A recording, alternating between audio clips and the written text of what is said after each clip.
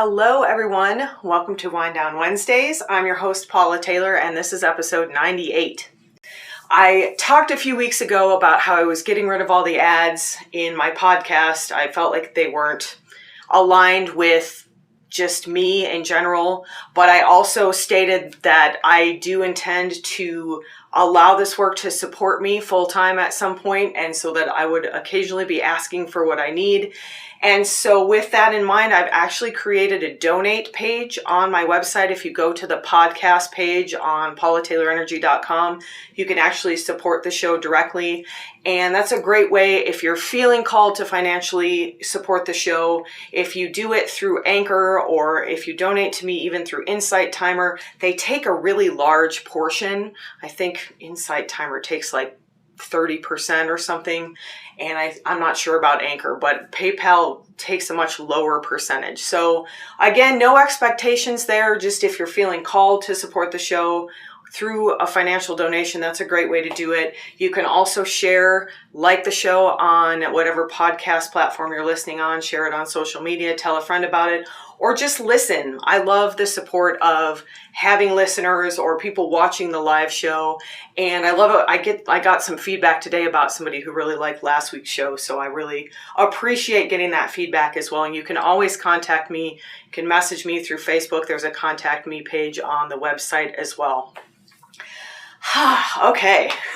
So again, we're going on a journey tonight. We're going to talk about belonging. And I've been mentioning this for weeks. I mentioned probably a month ago or maybe more that I was on the edge of this kind of big awareness and I wasn't sure what it was, and I realized I had to be patient about it. And I've also mentioned several times that I went on vacation and I got triggered, although I see now I was kind of triggered beforehand. And when I was getting this information that like it's time for this awakening, I was like thinking I'm going to get more light language or some like awesome superpower. And then we ended up in the trauma-based fear series. And I want to say that this work is extremely important. So in order to get those big, beautiful moments of awakening and have things come in that are so expansive, like light language and all that kind of stuff, we have to do clearing first. We have to make space for change. So there's a reason that I started having these kind of trauma-based fears come up for me to clear so that I can make room for the next expansion, whatever that happens to be. So I think the easiest way to do this is to just jump into my story and then kind of take you on this journey, because this came to me in parts. And the post I put on Instagram today, I said, you know, sometimes we get hit by lightning when we're having an awakening or an epiphany, they call it, you know, or Oprah would call it an aha moment. It's like lightning strikes and you're like, oh yes. And sometimes it's more like you're in a dark room and you're sort of turning up an oil lamp or you know, turning up a dimmer switch, and the light bulb's kind of coming on a little bit at a time before you hit that big like, aha, I got it. So this kind of came to me sort of in sections, and that's why it took me so long to talk about it, because I could tell that I was missing something. I could tell there was like something that was still kind of at the edge of my understanding, and I'm so excited about it. It kind of blew my mind, and I feel like I've never heard anyone talk about this in this way before. That of course does not mean that people are not talking about it. It just felt really new to me. So let's jump into the story, and then we'll go on this journey together, and then of course we'll meditate together. So I went down to Mexico with my family. That was my sisters, who are twins, and their spouses, and then my mom and my husband. And we rented this big, beautiful condo. It was right on the beach. It was at a beautiful resort. And one day we went and we did all this great stuff. We had a wonderful day. We went to this little bar on the beach that my husband and I like. We kind of took the family there for the first time. We went to a little restaurant we like. We had a really nice family day. And I felt like everybody kind of got what they wanted that day. Everybody had like a little bit of a different thing they wanted. We did all the things. We came back, we had dinner, and then we tried to play a game. Or they did play a game, I should say. So we started playing this game. And I will also mention that like most of us had kind of been drinking. There had been some drinking involved, and that does skew your vibration a little bit, with no judgment there, but it changes your behavior a little bit. It sort of makes it easier to get triggered, I think. And so we were getting this game. My husband grew up playing this game. I had just learned how to play it. I am not a huge fan of complicated games because to me, the reason you play a game is to kind of connect.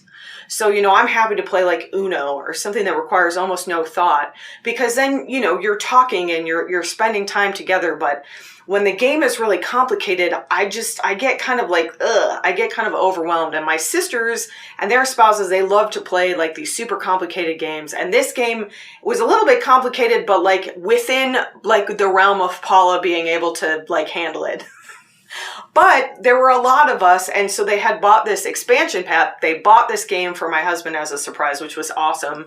It was not a game we'd ever heard of, and I was really excited to play it, but then they bought this expansion pack so we could all play it, and there were all these extra rules and pieces, and like, to me, it turned into like way more complicated than I was expecting. We had been together all day, and honestly, I think I realized like through this process, and I'll kind of talk about it because I definitely got triggered and I didn't handle it very well. But I think what I really needed was just some quiet time, some alone time. But I also wanted to play this game that my husband loves so much. So I was trying to like stick with it. And it was just like chaos. Like everybody was talking and my sister-in-law was like reading the directions and my husband was like trying to figure it out. And like people were getting up and getting drinks and coming back. And like, I got overloaded.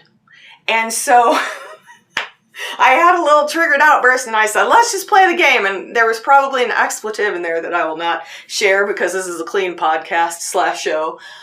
But, it was like a big outburst, and everybody kind of stopped and looked at me and I was like, I was clearly triggered. And then my husband said to me, and we unpacked this later, and it's interesting, how this trauma triggering happens. Like when you're fully triggered, you're in the triggering, like you've lost kind of control of yourself. And so I had this outburst and then my husband said to me, you need to calm down. And there might've been an expletive in there as well. And anyone who's ever been told to calm down knows that it's not a really good recipe for actually calming down. And that in fact, it probably is going to make you more upset or angry or, whatever that trigger is that's going on. So I kind of sat there a little bit in shock because my husband, he's very like calm and he doesn't usually say things like that. And so I like, part of me was just like shocked. And everybody kind of went back to what they were doing. So it wasn't like everybody was just looking at me. But we were sitting on the balcony. I was looking at the moon and I thought, I don't want to be here. I didn't want to be here from the beginning. I want to be down on the beach, listening to the water, looking at the moon. And I didn't realize that in time to express it in a way that was not triggered, where I could have just said like, hey guys, it's been a long day. I think I need some I need to depressurize. I think I'm just going to go take a walk on the beach. So what I ended up doing was kind of going like, and I thought I did it calmly, but of course everybody said that I stomped off in a huff, but I kind of said, I'm going to give my place because we had one short. So I said, I'm going to give my place to someone else and I'm going to go walk on the beach. And so I did. And so they played the game and I went down to the beach and I took myself a little blanket and I sat down and it was a full moon. It was the night before the lunar eclipse. And it was so beautiful. And I was like, I could feel myself like getting fed.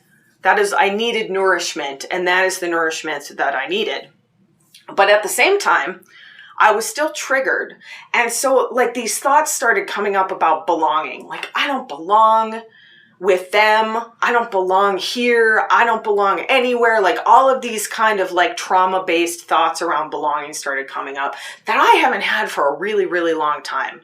I had a hard childhood. I was a weird kid. I did not feel like I belonged with the other kids. I usually got along better with adults than kids, which I now recognize a lot of that was like my sensitivity and I felt like I could understand adults better than kids. And I felt like kids were mean. And we're going to talk about that. I think I'm going to use kind of school as an example as we get further into this. And then in my family, my sisters are twins and my parents were married. So I always felt like I was kind of the odd one out. And I was 5 years older. I am 5 years older than my sisters. So that's like just enough years that they kind of just like ruined my stuff. And I didn't get along real well with them when we were growing up. And so I had this like trauma-based fear, and we're going to talk about every single person on earth has this. I'm fully convinced of this, and I will tell you why. But I had this like trauma-based, like, the little monkey mind mouth that's like, you don't belong. You don't belong with them. You don't belong with anyone. You don't belong anywhere. No one understands you. I just started going all the way down this path like I was like 15 or 16 again. But then I was like, wait a minute. I know that's not true. Like, I'm sitting on this beautiful beach. I am grounded in this sand. I am looking at the moon. I fully belong here. I fully belong right where I am right now. And then I started thinking about unconditional love and how the things that I'm talking about my sisters liking games and me not liking the same kind of games. That has nothing to do with love. That is a completely superficial thing. But that is how we have set ourselves up to feel like we belong. And I'm going to explain that, and I'm going to explain why. So I had it was like this weird dichotomy going on, and it kept going. Like, after I got home, I was still having these like, man, I haven't felt this way for a long time, and kind of thinking of some like old relationships I had or friendships that kind of ended. And it was like, how come I never belong with people? And how come I feel like people don't understand me? And like, but at the same time, I am so much more integrated than I've ever been. I am so much more grounded than I've ever been. I am so much more clear and expanded than I've ever been. And I have new people who have come into my life who I feel do understand me on that sort of deep soul level. And everybody craves that, right? Everybody craves to be seen and to be understood. But I was feeling this like there's something deeper here. And it has to do with love, and it has to do with unconditional love rather than this transactional relationship that we have created. But I couldn't get there. So like I did the last few shows, and I was like, we're going to talk about belonging next week. Oh, we're going to talk about belonging next week. And then this weekend, I had this like huge epiphany, like all the puzzle pieces fell into place. And the first thing that happened was I actually had some downtime, which I haven't for quite some time. And I did a card reading for myself, which I haven't done for quite a while. I had my beautiful Vision Quest tarot. And I was pulling these cards that were basically saying like, you need to stop looking outside yourself and come back to you. And I was like, oh yeah, I know that. Like, I understand that, we talk about that all the time on the show. Like your worth is inherent. You are not earning your worth for something outside of yourself. We talk about that a lot. So like, I was kind of like, well, yeah, I know. But I still felt like I was like missing something. I was like, what? There's something here. And like, I couldn't get there. And then all of a sudden, like, boop, the pieces like fell into place. And I was like, oh my gosh. Like, it really kind of blew my mind. So let me walk you through this. And keep in mind, like, I'm still kind of processing this. And so if you're like listening and you're like, what is she talking about? Like, stick with me, because I promise you that it is worth it. And I promise you that we're going somewhere and that it will make sense. I hope. You may have to listen to it a few times, but okay. Sorry. I'm so excited. I'm getting out of breath and ahead of myself. So we've talked before about a biological hardwired process that has been hijacked by our emotional system. And that is the fight, flight, or freeze response. We've talked about that a lot on the show.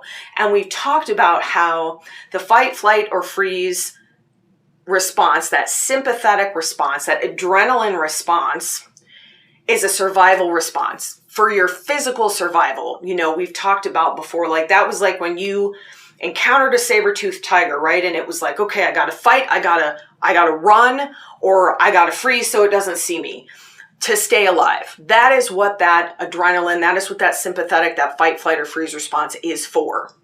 But we don't encounter those situations in our modern society very often. Sometimes we do, you have a near-miss car accident or something. But most of the time, we are talking about emotional situations that are triggering that, an emotional confrontation. I got an email yesterday that sent me into that fight, flight, or freeze, and I had to okay, I know how to get out of this. That's the thing. So we are hardwired biologically to have this adrenaline response, this fight, flight, or freeze. And so we have to retrain our bodies that we are safe. That just because we're triggered emotionally does not mean that our actual physical survival is threatened, because that's an overreaction of the nervous system most of the time. So all of a sudden, this weekend, as I was thinking about this, and I was like, what's the deal with this belonging? And like, what am I not getting about this? And why is this so universal? I guarantee you that every single person who watches this has had a moment, at least one, probably many, in their lives where they felt like they didn't belong. And they felt bad about themselves because of that.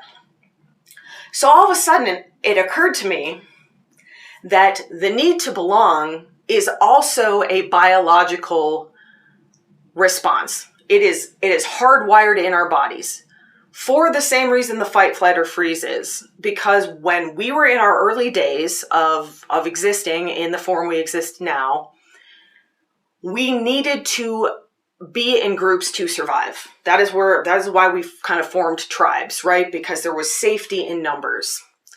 And so we needed to belong to a tribe to physically survive.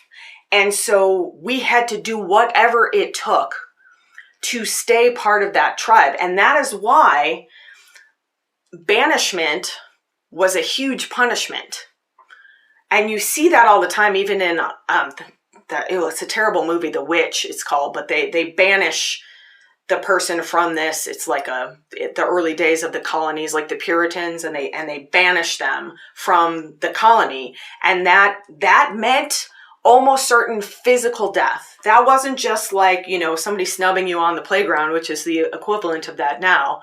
That was like, you are no longer under the protection of this group of people, of these people who have, all these different skills that they're kind of pooling to survive, this whole that's greater than the sum of its parts. So just like the fight, flight, or freeze, the need to belong is hardwired into our biological structure. But just like fight, flight, or freeze, it has been hijacked by our emotional system. And what do I mean by that? What I mean by that is that we have created an entire society that is rooted in that need to belong to survive mentality. But it's not a physical survival thing anymore. Now it's an emotional thing, which actually makes things a lot more complex and confusing for the body, right? Like if you're living in a tribe situation and I'm in a warm hut and I'm getting food, and then you kick me out into the woods by myself and I'm cold and I'm lonely and I'm vulnerable to predators, like that is easy to understand. My survival is at risk. But when you are in school and you're picked last for the sports team or, recess or whatever. When you are in school, and school is, I'm going to use this because this is like a universal, I was watching Stranger Things today and they're getting bullied, and it's just like universal, right? It starts at such a young age. So if you're in school and you're not in the popular group, maybe you try to form your own group, because again, there's safety in numbers, and we're talking emotionally. I mean, people get physically bullied, but mostly now it's emotional. And again, that's actually much more complex. It's hard for us to understand. And so what that leads to is a couple of different behaviors. And this is where I was like my mind just like exploded when I thought about this. So that leads to competition, because it creates this idea of scarcity, right? There's only so many people we're going to allow in our group, whatever group it is. It could be a job. When you're trying to get a job, you're trying to belong with, this business or whatever.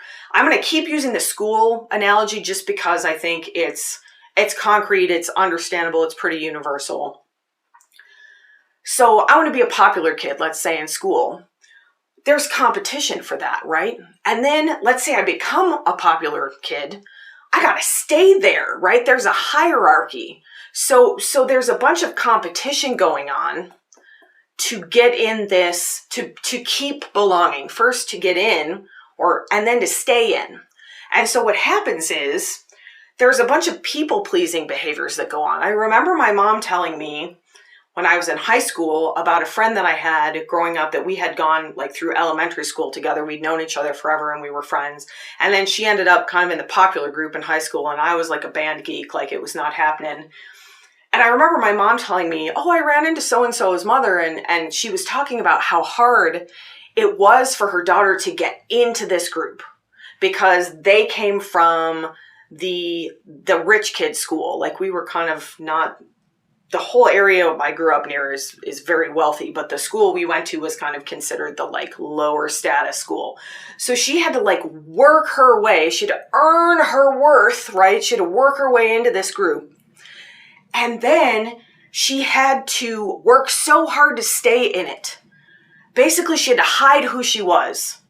She had to constantly be worried, that she was going to upset someone. And I'm going to use Mean Girls as an example. If you've never seen that movie, you should absolutely see it because it's awesome and it's hilarious and it's really heartwarming. But it's about how mean girls are to each other. And I'm a girl, so I'm going to stick with the girl thing. But, boys are just as mean sometimes in more physical ways.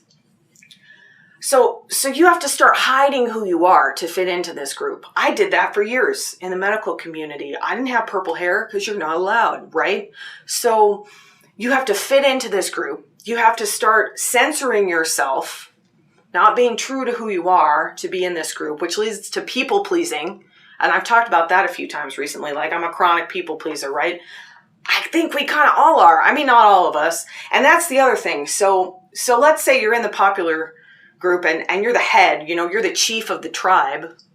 There's pressure with that too, because you want to stay on top, right? So that's where that competition comes in and that meanness. And, if you start feeling threatened, you're going to knock somebody down a few pegs so that they can't take your spot. And that is happening throughout this hierarchy. And we haven't talked about the hierarchy for a long time. I've talked about it in terms of Sonia Renee Taylor and The Body is Not an Apology and this idea of the hierarchy of bodies. This exists everywhere in our society. We have assigned a hierarchy of worth. And so right now I'm talking about this worth of belonging. So you have to earn your worth by proving that you're worthy of belonging to whatever group it is you're trying to get in, or be in, or stay in. Then you've got to hide who you are to stay safe in that group. And what hit me was, no wonder this is so hard to step away from, because it is biologically hardwired into our bodies, into our brains, into our neural pathways, just like fight, flight, or freeze. You're never going to get rid of fight, flight, or freeze.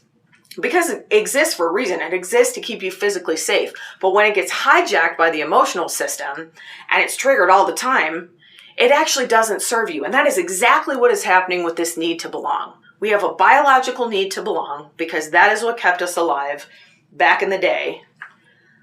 But we have set up this mean girls society with competition, with people pleasing, with demanding things of people, with hiding parts of ourselves in order to belong. And this could be any group. You could feel this way in your family. You could feel this way in your job. You could definitely feel this way if you're going to school, because that's the example I keep using. You could feel this way in a social setting, if you're in a social club or a social group or, a clique. It is everywhere. And when I got all the way through this, when this kind of clicked in my head and I started thinking through this, I was like, oh my gosh, no wonder, this is a trauma that every single person on earth has suffered. I am pretty sure that this is universal at this point. We've talked about generational trauma and cultural trauma and societal trauma and all these different types of trauma. This is a universal trauma that is a societal cultural trauma. And the only way we can change this is if we realize it. And again, I've never heard anybody talk about it in quite this way. This is why we are mean to each other. Because we have this biological need to belong, because that's telling us this is how you survive, that has been hijacked by our emotional system, which again is much more complicated than the physical. No wonder that we feel like we don't belong. No wonder we feel misunderstood, because we're not showing who we are, because we have to go along to get along, to belong wherever it is. I mentioned the medical field. I'm still technically not supposed to have purple hair, but I work from home. So I think I get away with it. And frankly, it's 2022. You're really gonna get over, on someone about, or like tattoos. Like, part of the reason I don't have any visible tattoos is because I worked in the medical field for 20 years. We created an entire society with this judgmental view of things that is based entirely in this biological need to feel like we belong, to feel like we're part of a tribe. And with that comes the banishment of somebody who doesn't fit in, who doesn't belong, in order to keep this hierarchy going.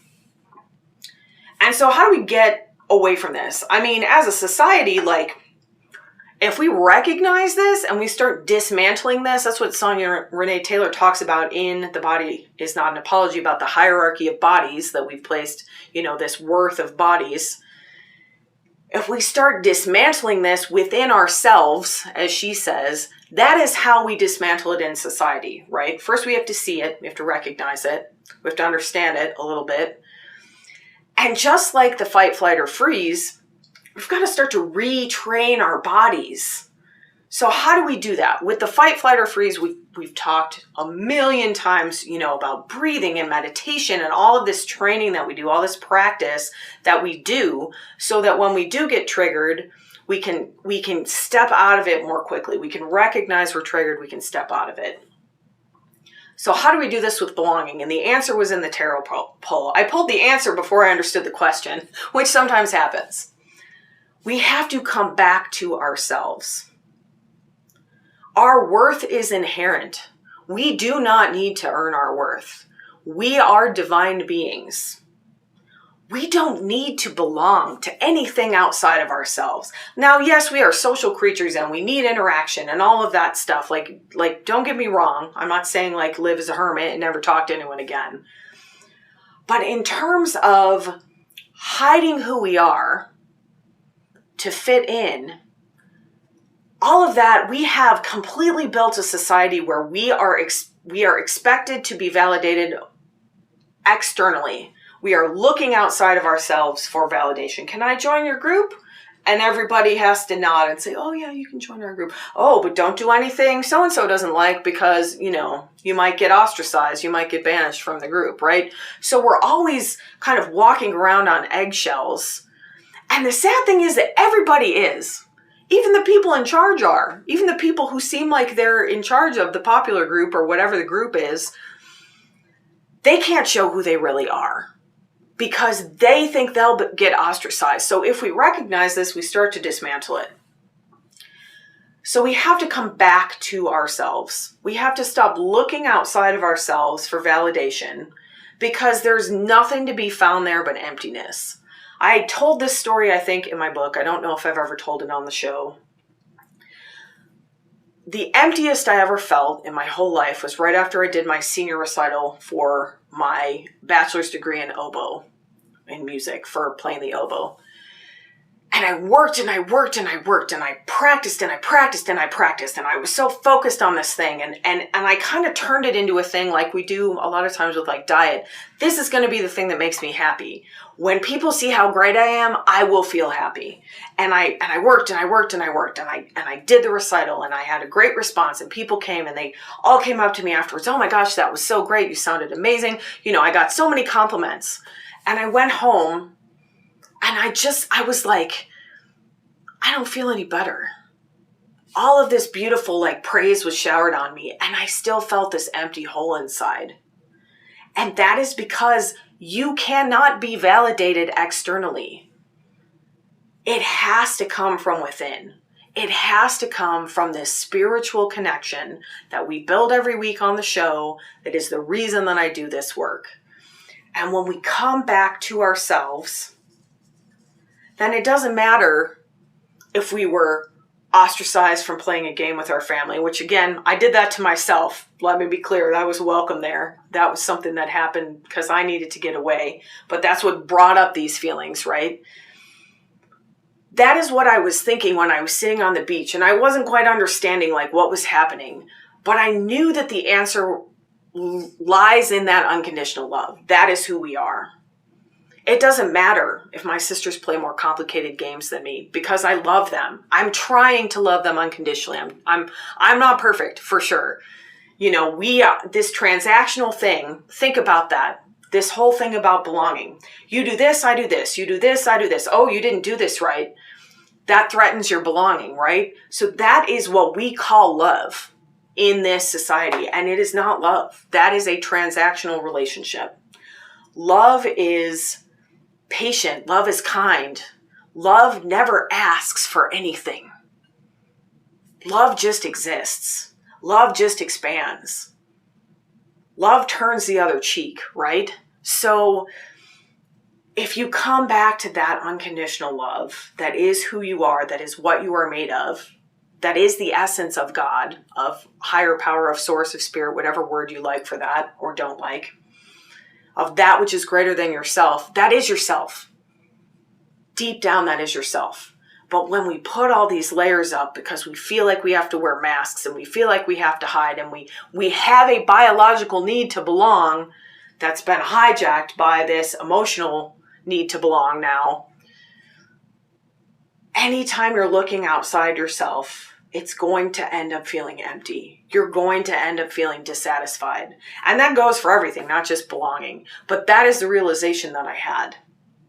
As long as I'm looking outside myself, and that goes for my business too, because I had a little bit of a week here where I was like, you know, what's happening here? Like, I'm working so hard, and where are the people? And this is so important, and I want to resonate with people. And it doesn't matter. I said a few weeks ago that I would keep doing this if no one was watching. And I got tested a little bit on that. I did an event where like I thought there was a bunch of people who were supposed to come, and then kind of a bunch of people didn't come, and I did it anyway. And guess what? It was beautiful. It was just me and one other person, and it was beautiful. That was exactly as it was meant to be. But because I was looking outside, well, if I had 10 people show up, that's better than one person. That is that whole like external validation, competition thing that I'm talking about. I would feel like I belonged if more people were at my event. I would still feel empty if I'm not coming from the right place, if I'm not grounded in my internal reality, my connection with that divine source. Everything I do will feel empty if I am not looking within, if I am not expanding within. Everything.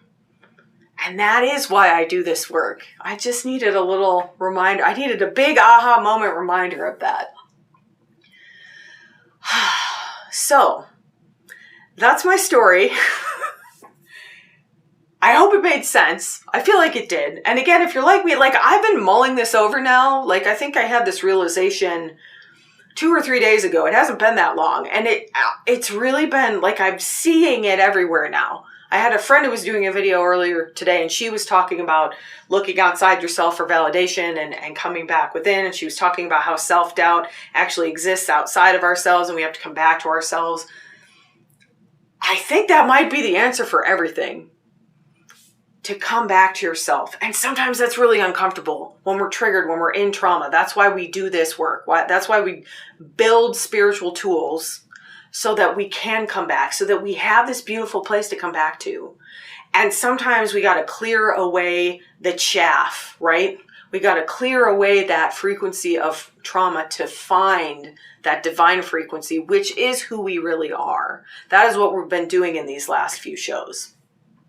So for tonight's meditation, we're going to do something that we've done a little bit before. I called it Calling Your Energy Home in that episode.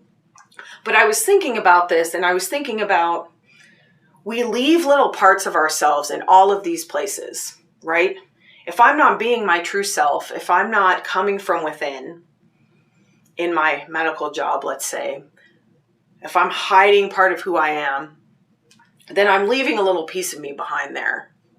I left a little piece of me on that balcony where that game was when I left and went to the moon to see the moon. I went to the moon. we're leaving little pieces of ourselves behind. We're giving ourselves away. We're people pleasing. We're competing. That doesn't serve us. And that actually doesn't serve any of us. So we're going to call back that energy. We're going to call back these pieces of ourselves that we have given away, that we've left behind in pursuit of belonging. And then we're just going to check in a little bit, I think. What does that mean? What does belonging mean to me? What is the trauma that I'm still carrying around belonging? Am I still carrying trauma from my childhood, from growing up? Probably most of us are. We're not going to get super deep into that. Again, quick disclaimer, I'm not a mental health professional. I'm not licensed as a mental health professional. I'm a body worker, an energy worker, a meditation teacher. And so if you need help with this, ask for help, find help.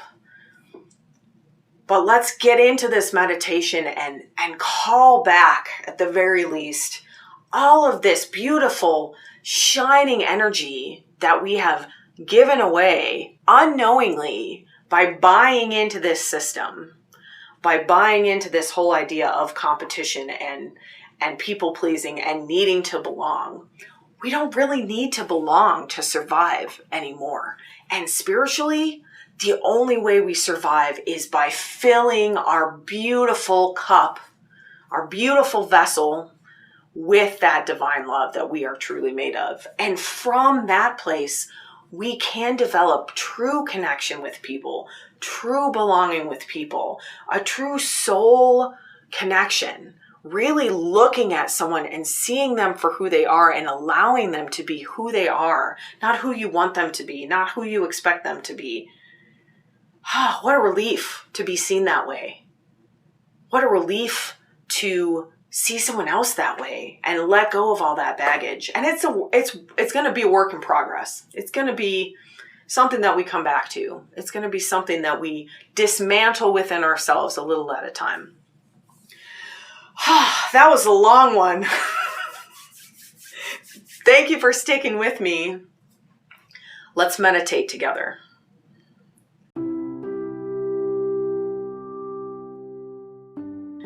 So for this meditation, just find a comfortable position, whatever feels good to you. You can lie down, you can sit up. Make sure that you're comfortable and supported as much as you can be. Take 3 to 5 of those beautiful deep oxytocin breaths, resetting that fight, flight, or freeze into an ease response, breathing in through the nose, letting the belly float out strongly. Sighing that breath out audibly from high to low, vibrating the vagus nerve, telling the body that you're safe, telling the body that you're doing all right.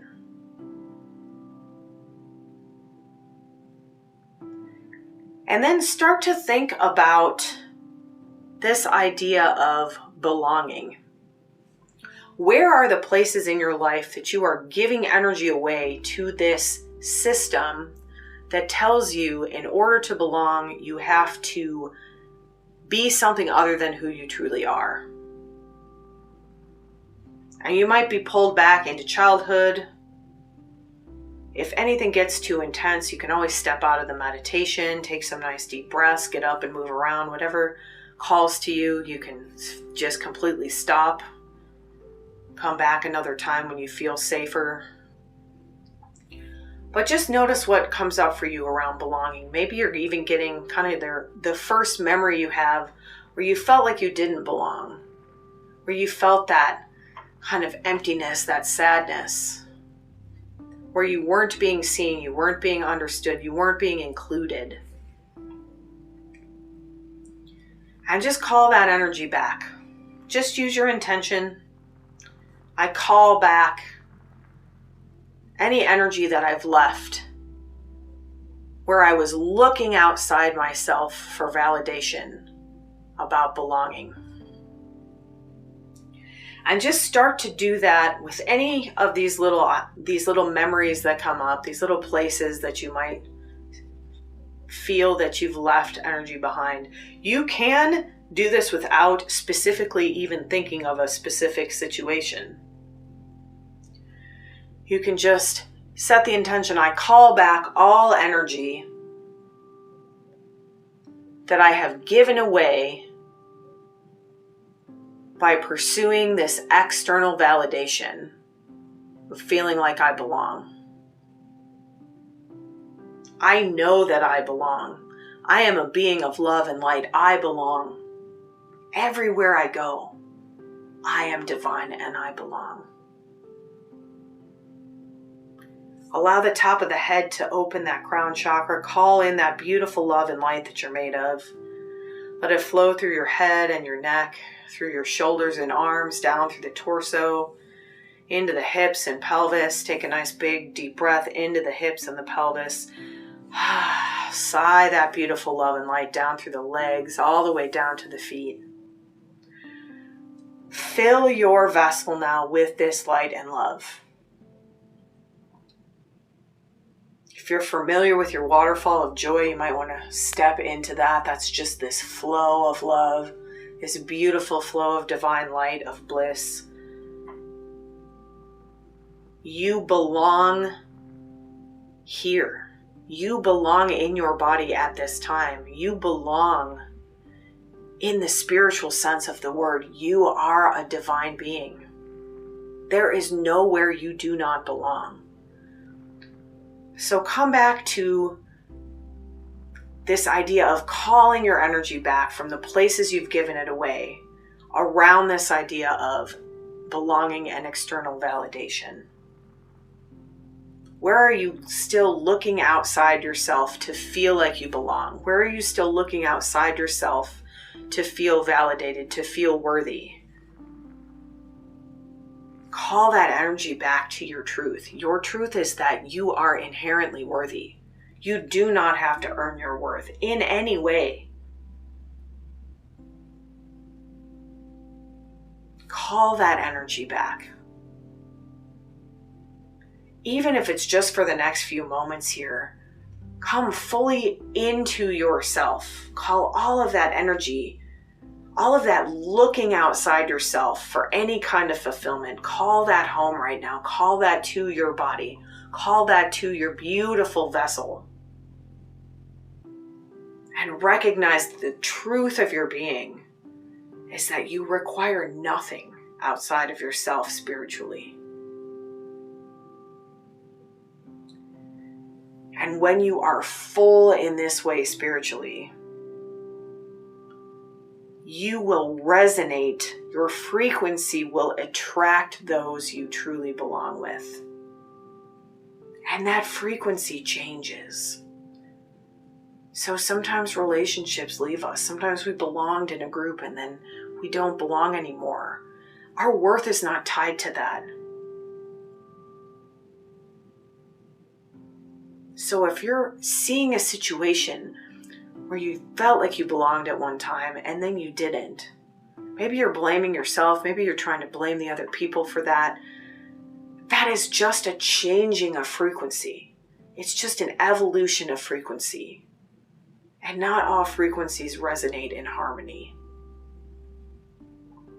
So call that energy home. That's your energy.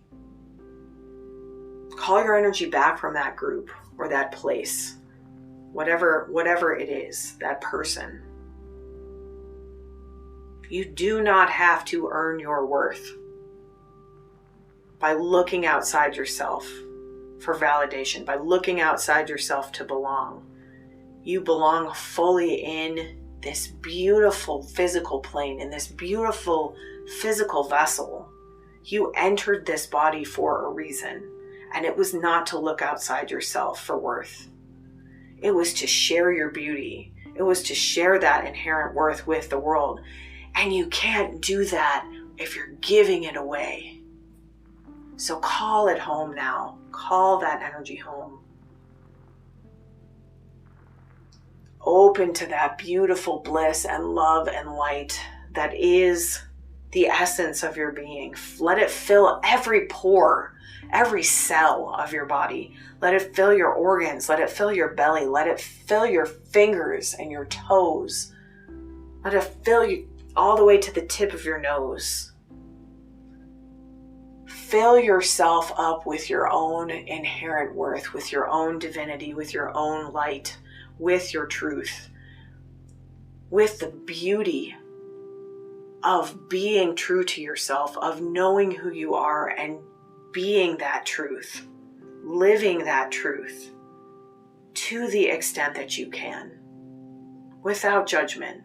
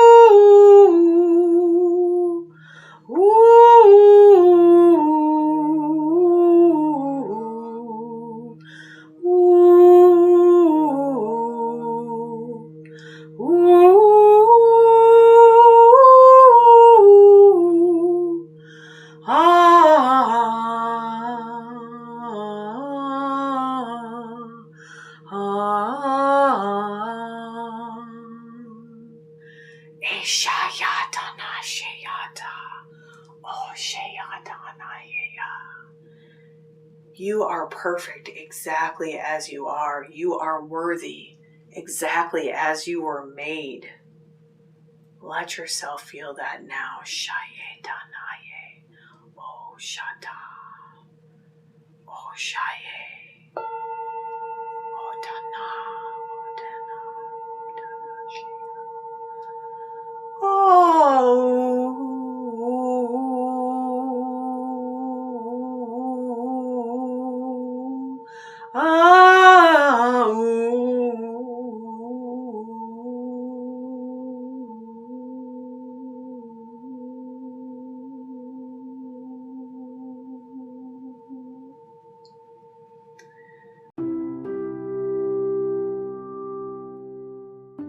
In the last few moments here, call back any more of that energy, any more of that beautiful part of yourself that you left, that you gave away, however unconsciously, looking for external validation, looking for a way to earn your worth outside of yourself, by giving yourself away, by pleasing people, by trying to be the best. Let it go. Call that energy home and let it go.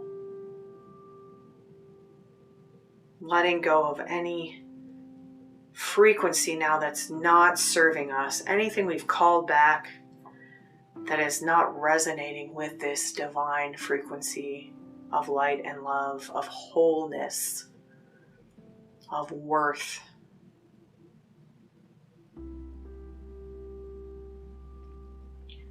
If you'd like, you can gently allow that crown chakra to close or leave it open for the highest good. And once more, call back any energy you've left behind. Let anything go that no longer serves you to be released for the highest good. And allow that essence of your being to flow through your head into your face, down through the neck and the throat, into the chest and the belly, the hips and the legs and the feet. Expand now for the last few moments here as the being you truly are, this beautiful being of light. Not perfect, but perfect in your imperfection. Perfectly made to be exactly who you are, without needing to look outside yourself to know that that's okay. It's more than okay, it's beautiful. You are beautiful. As you're ready, affirm with me out loud. I am fully present in my body. I am fully present in my body, and I no longer look outside myself for validation.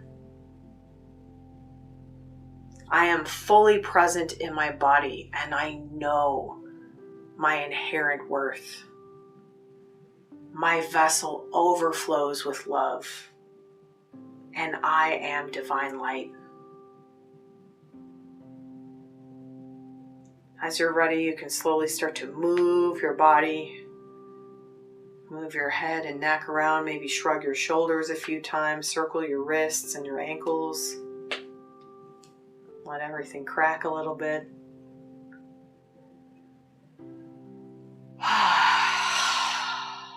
Take 1 or 2 or 3 more deep breaths, sigh them out. Letting go of any last bits of frequency that no longer serve you, of energy. It's not vibrating at this beautiful, expanded, divine frequency. And as you're ready, you can open your eyes.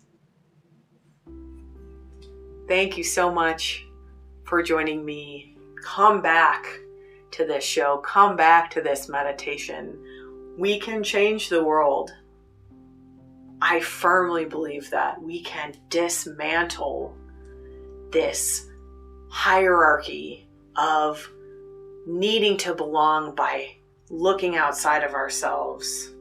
We can retrain our bodies to look within for that feeling of fullness, of wholeness, of being complete, of belonging.